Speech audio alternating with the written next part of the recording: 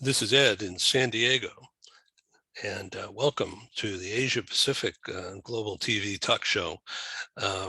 It's coming up to 7 p.m. here in Southern California, and it's already tomorrow, or September 1 in Asia Pacific.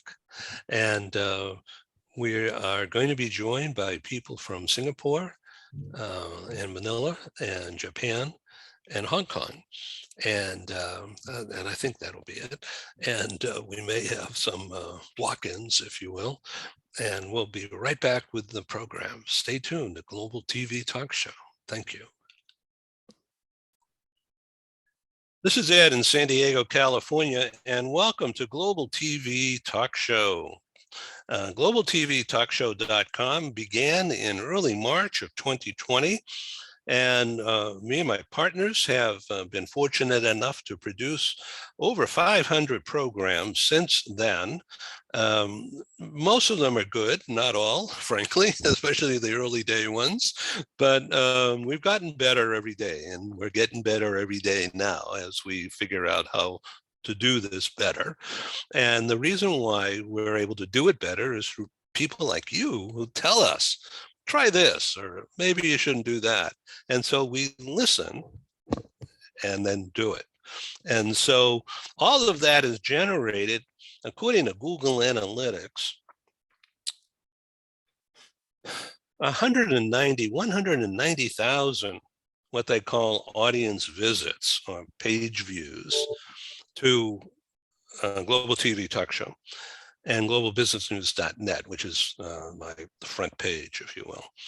And so I thank everybody who's watching this now. This is live.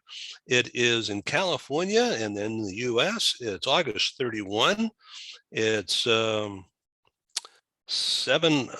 getting on 7:11 p.m. here. That's a lucky number. And so in Asia Pacific, it's like almost 11 a.m., a little after 11 a.m. or 10 a.m. where you guys are. So let's start with, you can see on my upper left, Erie, Tokyo Lease Corporation. Welcome. You're the CEO, right?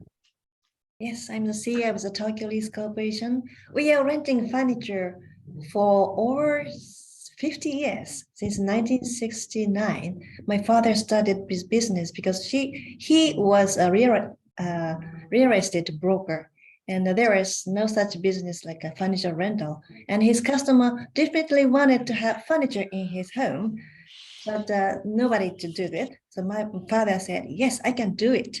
So that's how we started. Isn't that great? So, and I understand you're a member of the Court network.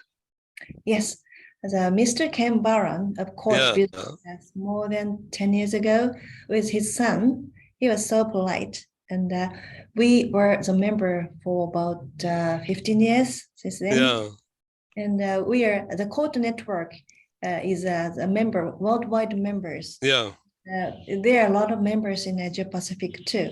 And of course, the Court has a lot of the shops and also the email site in all over the US. And we are supplying furniture for the Court who are moving from the US countries to Japan.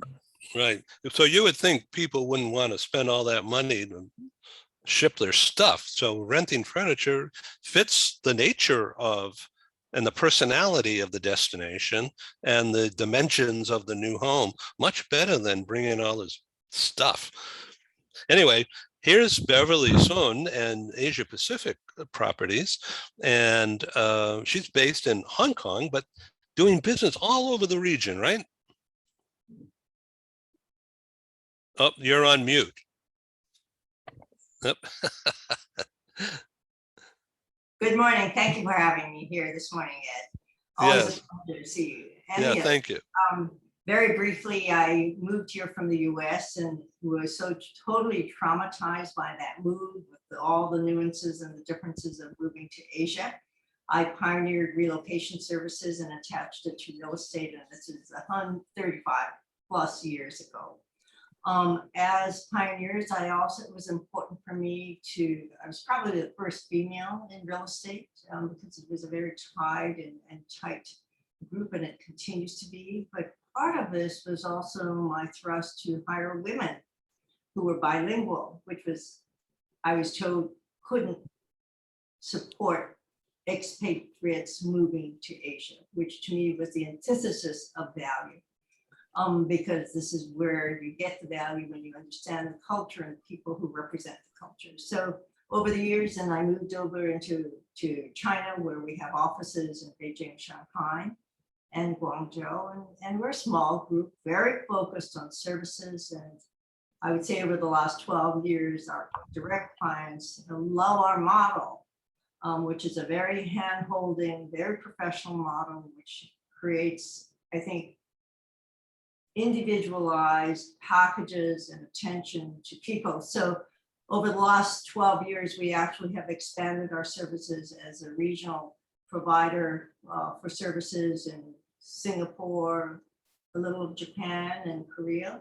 We're now working in Taiwan and have expanded our service to India. So we cover the region and the APAC area.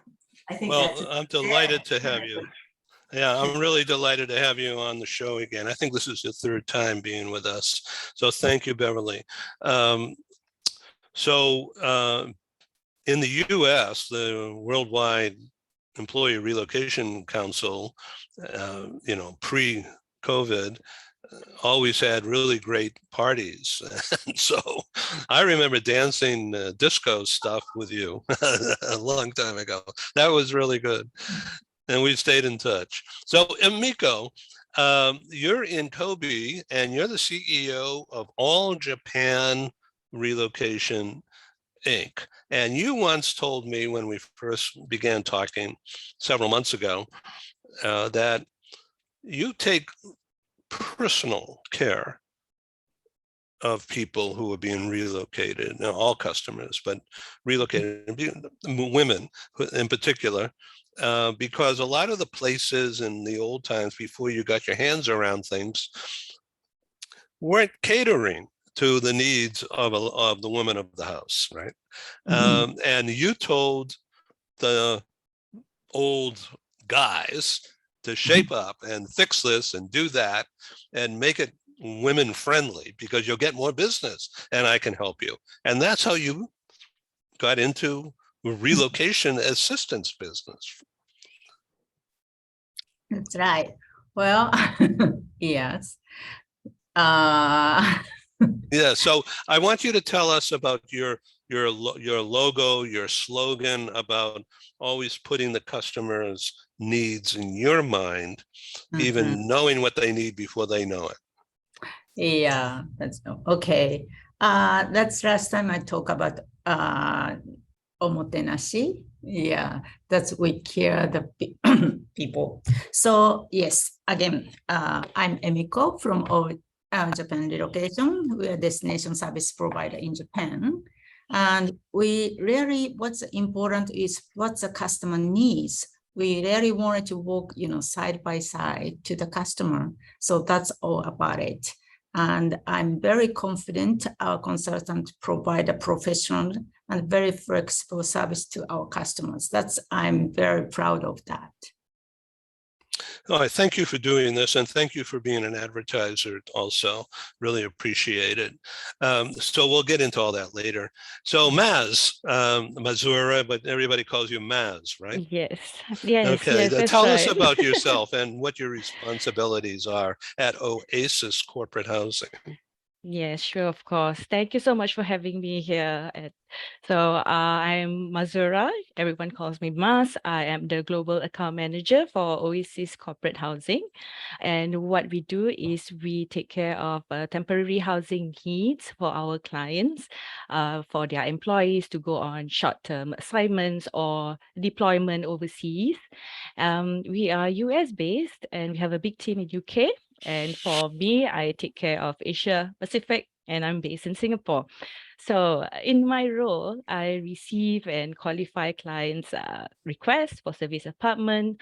I work very closely with our service apartment partners like Emiko-san. We go way back to provide a solution for our clients according to their requirements. And of course, I create a proposal and rates that is according to their budget and make sure their stay is comfortable and safe throughout the assignment as well. So that's what I do at. All right, that's great. So Yes. how are things in Singapore? Are they opening up? Are there any visa restrictions or new problems? Oh, no, no. Since the easing of COVID measures, especially just started last Monday, masking indoors is optional right now, except for two settings, which is healthcare and also public transport. So since the COVID measures are easing, there's been really high demand for service apartments. And of course, that can be challenging for us, but of course, we work collaboratively very closely together to make sure that all needs are met. So yes, it's been really busy since summer until now. Oh, good. Okay. So once again, before we get going, look down at the bottom of the screen and you see the thing chat. Yes. And why don't you click on it? And let's just take a second here and see what it says. So do you want to send a hi, I'm Amico, and you want to direct it to Dave Levine or to me or to Beverly, you can choose who you wanted to send it to, or everybody will get the same message. And you could say, here's my email, and let's connect later. And then everybody does this, and this will be your ROI immediately from participating here today. Dave Levine, Global Care Experts is an advisory company, right? You coordinate things, and you're obviously an evangelist for EAP, employee assistance plans, all over the world. Yeah, we do consulting. Our real niche is crisis response. We're in my years of EAP and wellness on the corporate side, providing those services for multinationals. I noticed the most valued service was that unexpected loss, the terrorist attack or flood or robbery or unexpected death or even expected loss or layoff. It's those kinds of traumas that have impacted people. So Global Care Expert focuses on that niche. We've got network in 75 countries, and we'll help the employers in their time of need. They don't have to contract for the full EAP. I am sort of an evangelist for EAP. I think that's a good way to put it, but business-wise, we're providing crisis response, trauma response, and wellness apps up front if customers desire that. So don't companies already do that across Asia Pacific? I would think that companies, although they may be more paternalistic or highly structured and sort of conservative, they take care of people, don't they?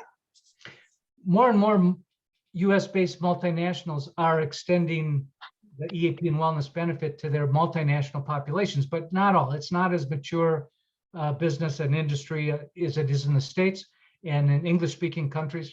But the real driver is reimbursement. Very few health plans nationally or social security plans, national health care, reimburse for behavioral health in most countries. And as a result, there's not as many providers. Access is very limited. And if you can find one, reimbursement is very limited.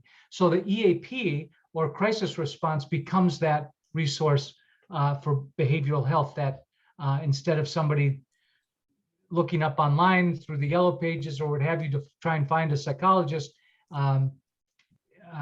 they look to their workplace sponsored resources. Good. Okay. So now why don't you and Dr. Karu talk about what you do together? Oh, hi, I'm Dr. Kaoru Ichikawa. I am a quality director for Global Care Experts, especially covering Asia Pacific countries. So I provide promote what Dave talked about, well-being of employees. in Asia Pacific countries. We have psychologists and social workers in a team in every country of Asia.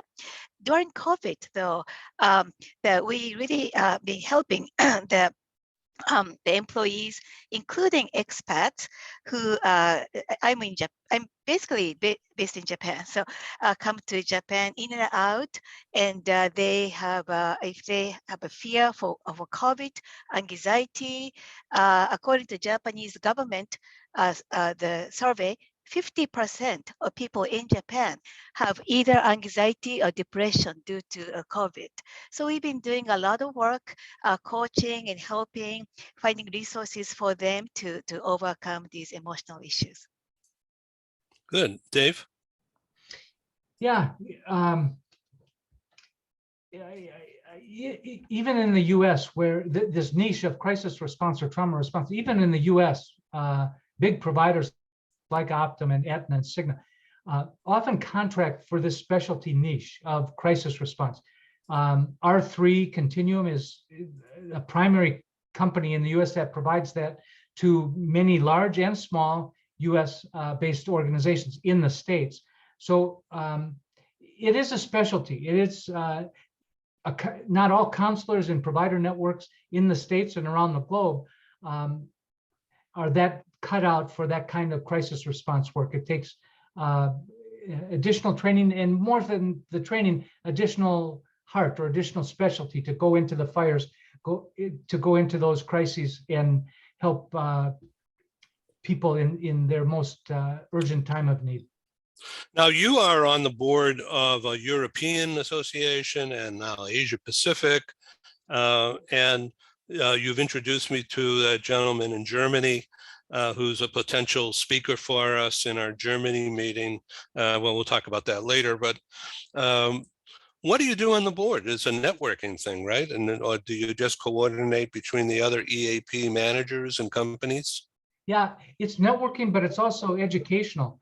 Up here, we just, as I said, came off our board meeting, and we've had monthly, throughout COVID, we've had monthly seminars, no cost seminars for anybody that wants to participate, country by country. One month, next month it's Singapore, the month after that is Malaysia, about how COVID has impacted the country, how it's impacted mental health, and how people's practices have had to adjust to address those, the increased recognition, increased need.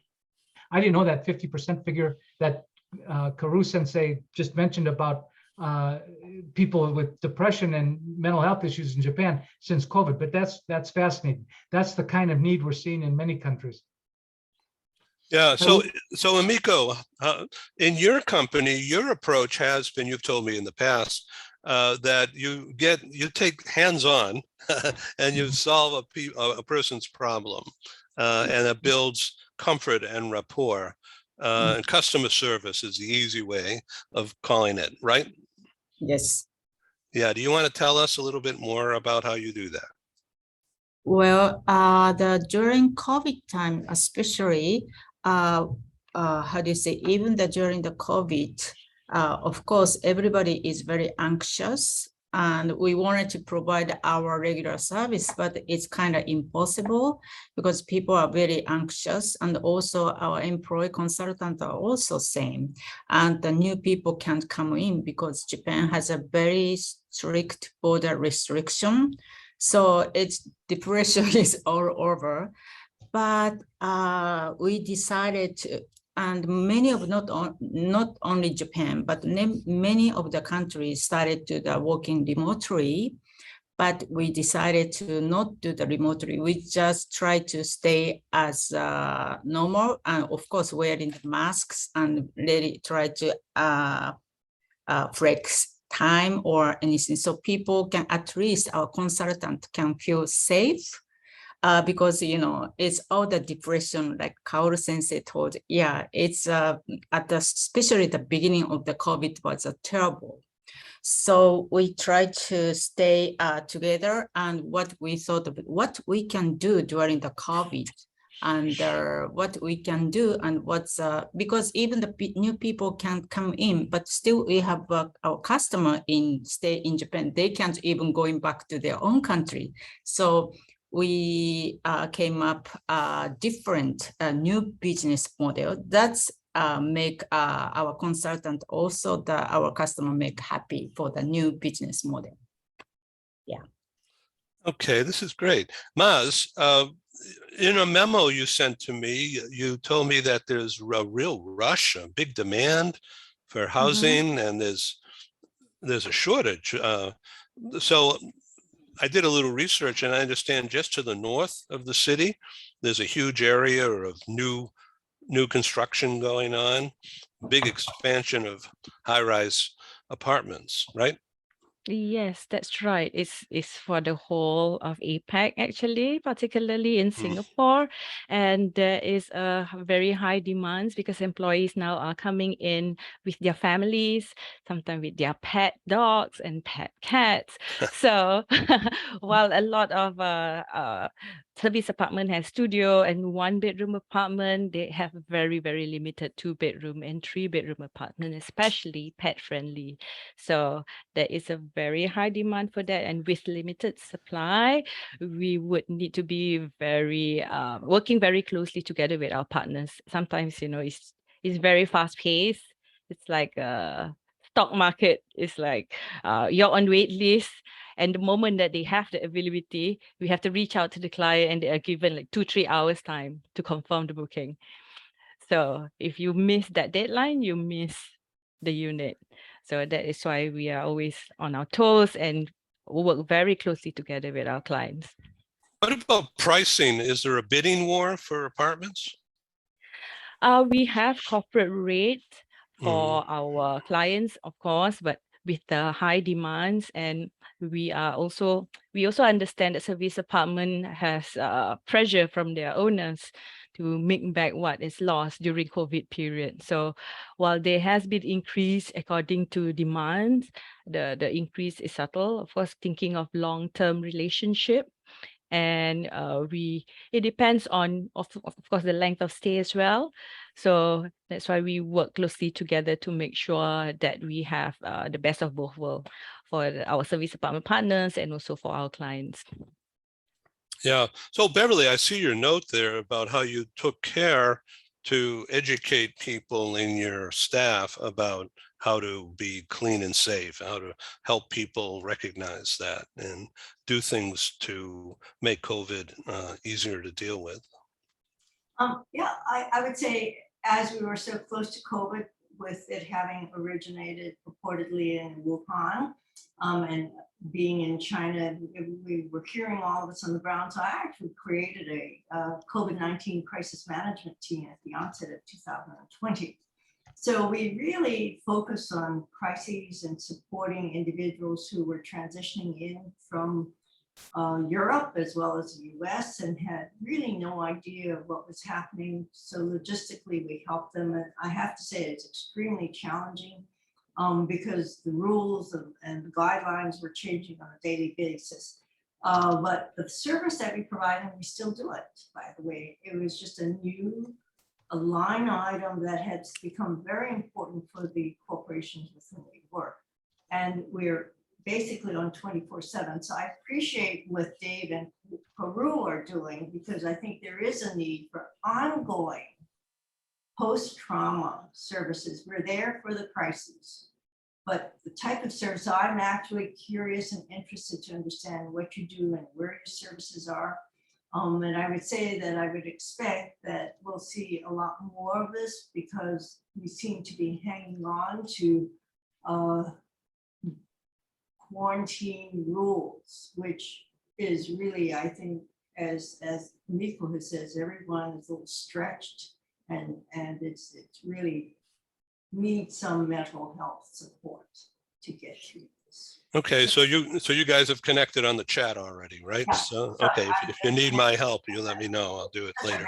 Value added, and I think many of the medical groups provide this type of emergency services, and I've had to follow up, because whilst they have the global, they don't have the intensity of consultation follow-up services. We're out there at the hospital physically ourselves, and here is a spouse with a husband with a heart attack, and she has no money because they've just flown her in from China. And she has nowhere to stay, and she has nobody to speak to.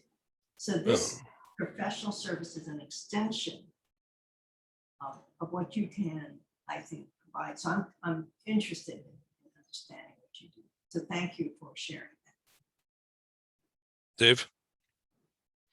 Yeah, it's, you know, if it's awful to think this awful pandemic has had a silver lining, but it certainly has increased, as Beverly is saying, it's increased awareness, it's increased the need, the frequency of stress and depression and financial issues, anxiety.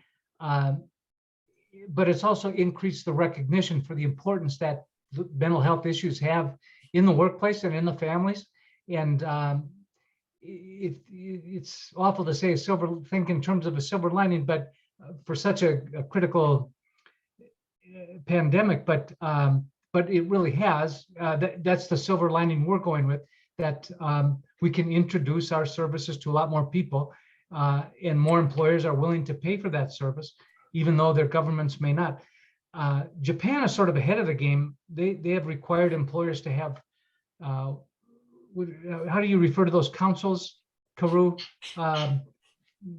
Before the stress test, the Department of Labor required employers to have medical councils or medical directors. The occupational mental health program. Yeah. So they've already had requirements in place. They've got data. They've increased awareness of stress, and in a sense, we're better prepared. The Philippines just passed what they call mental health 1105, I think is their law number, but increasing behavioral health awareness throughout the Philippines. And we're seeing Singapore has been pretty progressive in some cases.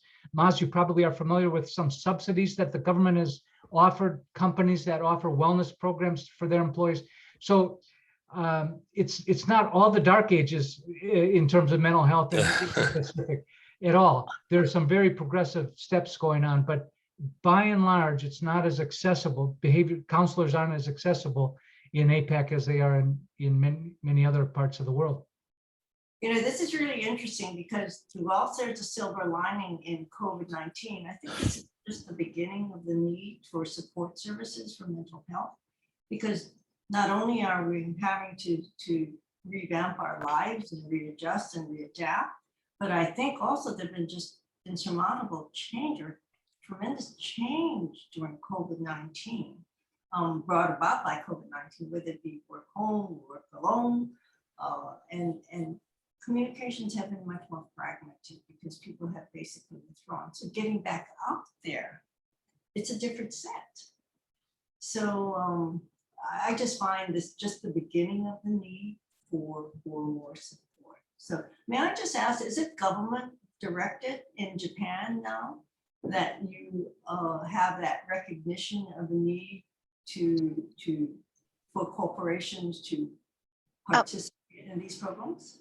Yes, yeah. Government, it's by there's a law, or the occupational health related laws that requires corporations to implement the workplace mental health measures, including the housing counselors or physicians who specialize in occupational mental health, and also measuring the stress level of employees every year.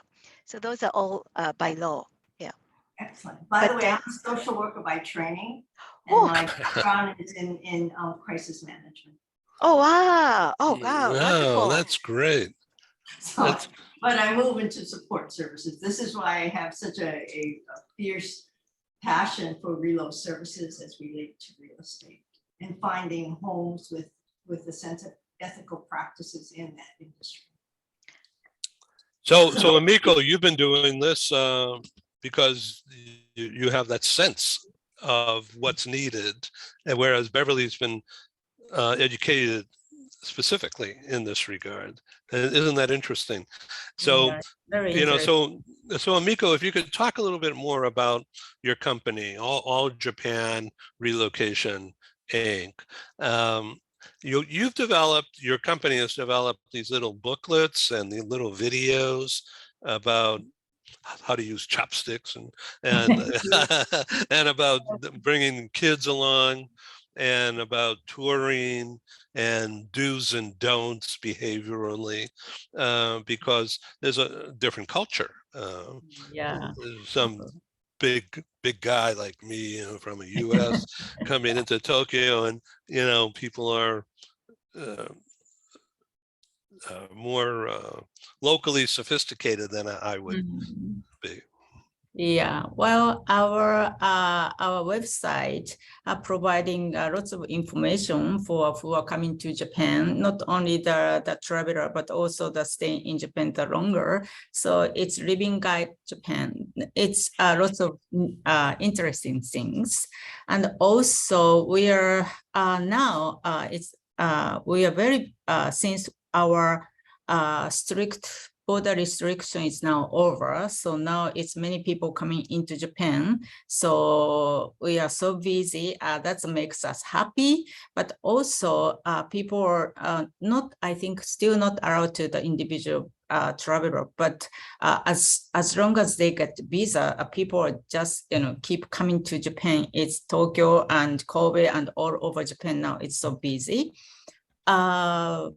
So it's now popular for the online home search. So we are so used to now doing the online, even they are coming to Japan, they know it, but they can see the home search online ahead of time. So before they are staying hotel or temporary housing, but now it's just directly because they already decided the house, they lease the furniture. So they just come to Japan and directly they can move into permanent house or apartment, and that's a new model, new things is now happening, and that's interesting for me. It's a lots of changing, and even my team is getting changed. Of course, I'm Japanese and Japanese team, but now I'm a woman CEO, and also I have my consultant contains men and women, and we have both full-time, part-time workers, and content their background is all different countries. Now I have people from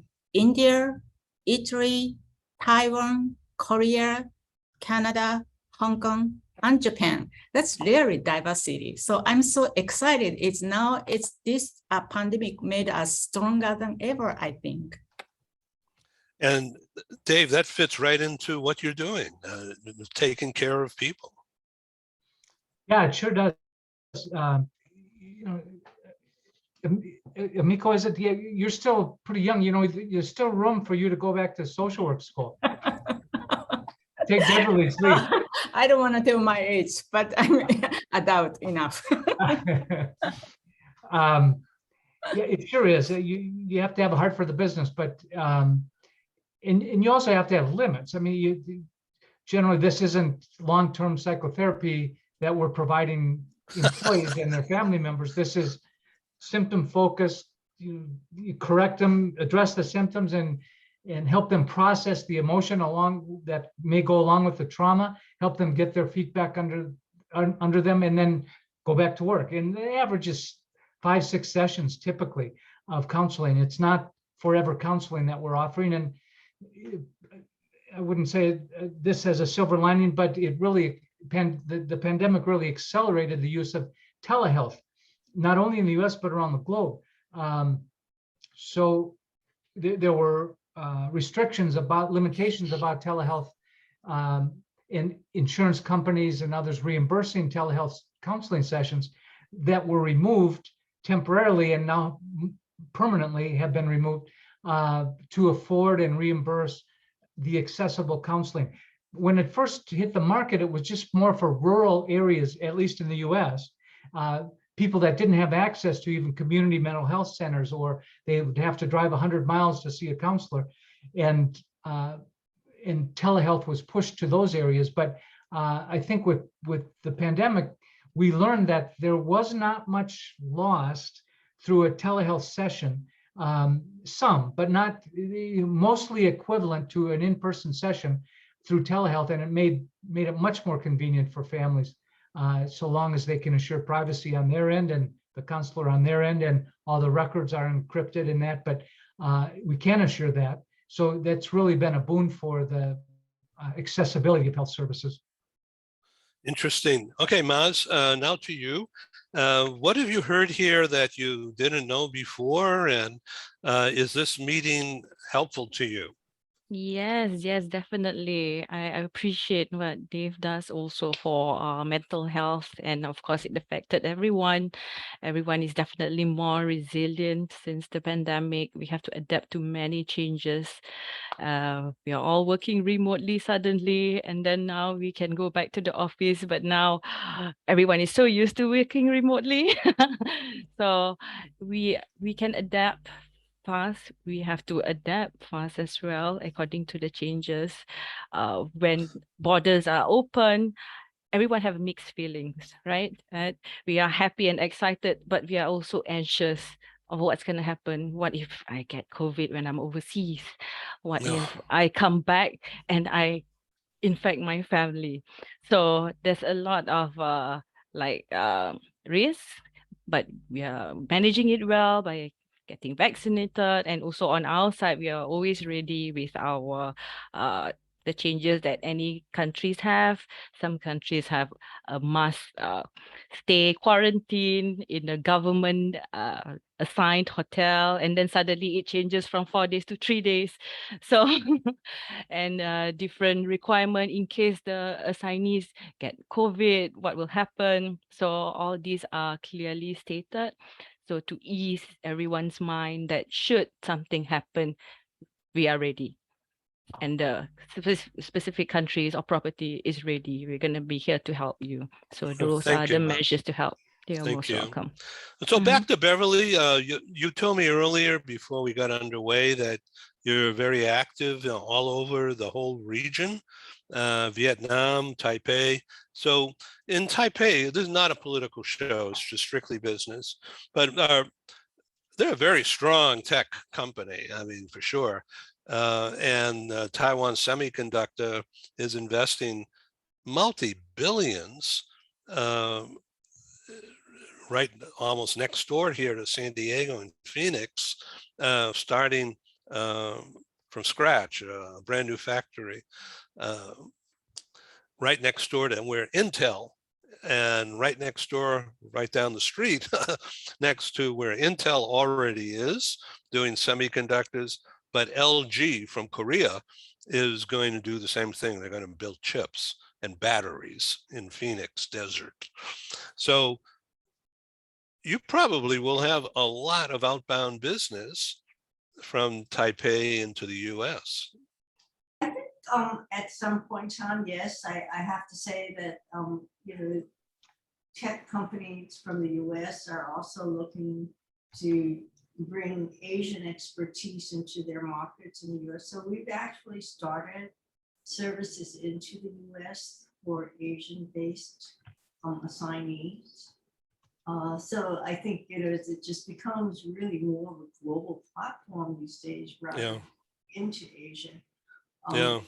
Again, these are challenges, and so the support services that we all offer, whether it be in housing, whether it be, as Nico so well does, rental furniture, it all relates to a global platform. And I always go back to mental health services, by the way, because these changes are not easy. Yeah. So Dave, when you look at the situation, the socio-political situation, again, it's not, we're not talking politics here, but politics impact global business for sure.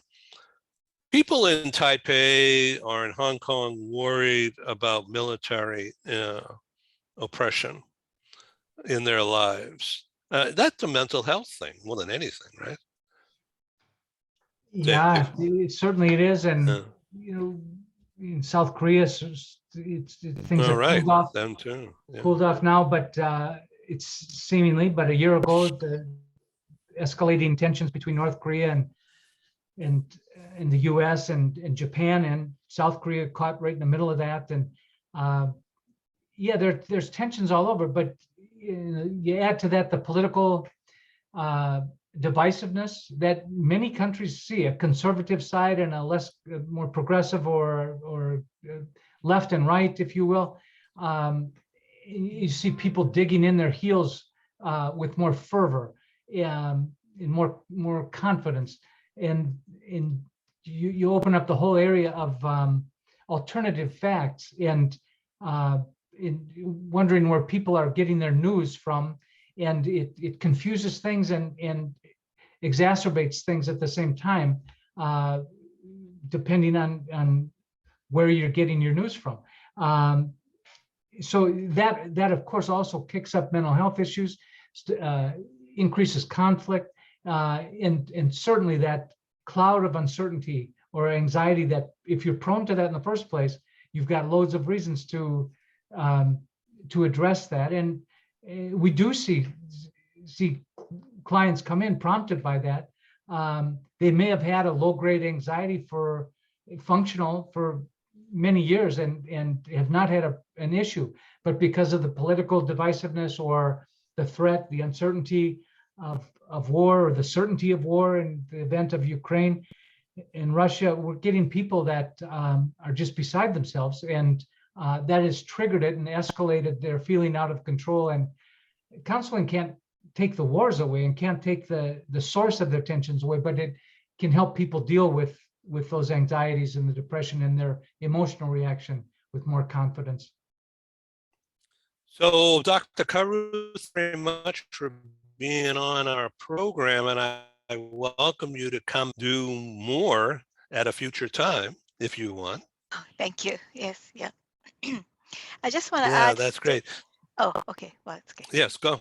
I just want to add what Dave said about politics. In Japan, we had some expert client from Ukraine and also Russian, and they were really impacted when the war happened. So they used our counseling services to, it's a very traumatizing event for them being abroad and seeing the country to have that kind of thing happen. Yeah, that's for sure. So we have 5 minutes left. Let's go around and sum up. Beverly? I really love her point, because there are quite a number of Russians on a global basis, and everyone groups them into the aggressive behavior of Russia. So it made it quite difficult in dealing with the communities at large. There were immediately biases put on them. It's how do you deal with the situation where you're somewhat confronted and have a different belief, right? Or a neutral at minimal.